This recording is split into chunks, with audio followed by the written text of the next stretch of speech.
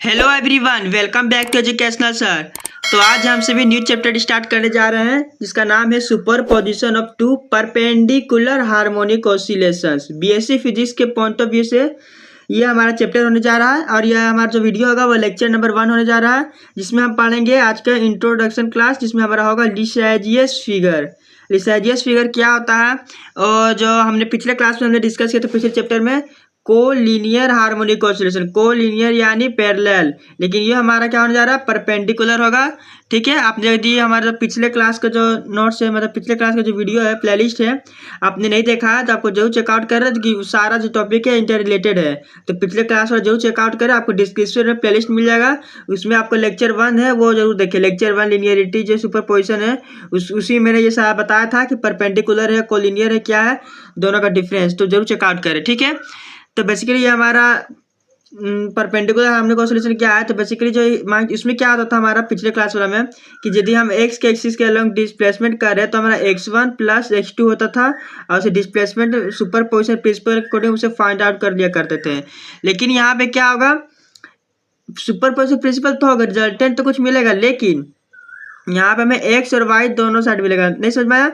जैसे हमारे मान चलिए ये हमारा ऑसिलेशन वेव से ऑसिलेशन कर रहा है, क्या एक्स एक्सिस के लोग कर रहा है, तो दूसरा हमारा क्या करेगा, वाई एक्सिस के लोग, और दोनों को ऐड करेंगे, क्या हो जाएगा, ये देखिए परपेंडिकुलर या 90 डिग्री बना रहा है।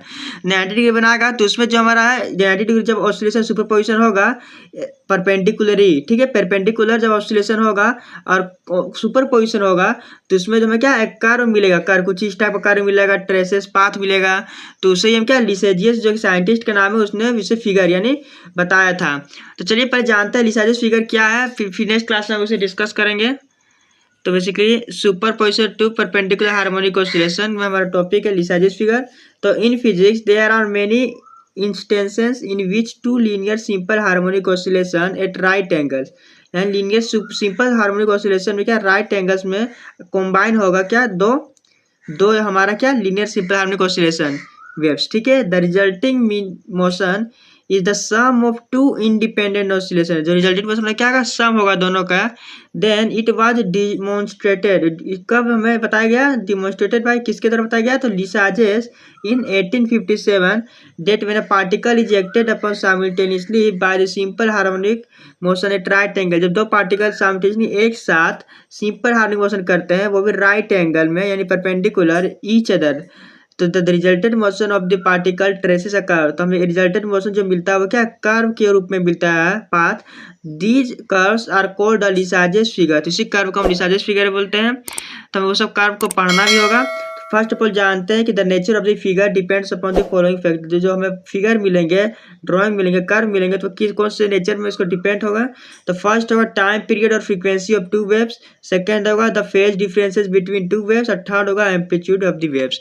ये याद रखें, एग्जाम्स में ये आएगा, ये 50 नंबर में आएगा। तो आपको ये भी लिखना होगा लिसाजियस ने क्या बोला था, उसके साथ साथ इसके हमें लिखना पड़ेगा नेचर भी, उसके साथ एक क्वेश्चन दे दिया जाएगा कि 1:1 रेशियो में है या फिर 1:2 या 2:1, इस तरह से आता है एग्जाम्स में। ठीक है, तो basically Lissajous figure are helpful in determining of the ratio of the time period of two vibration and to compare the frequencies of the turning force. ठीक है, तो बेसिकली यहाँ आप देखिए हमारा कल नेक्स्ट क्लास जो चैप्टर होगा, नेक्स्ट टॉपिक होगा, लेक्चर होगा, तो इसमें आप पढ़ेंगे क्या हैविंग इक्वल फ्रीक्वेंसी यानी 1:1।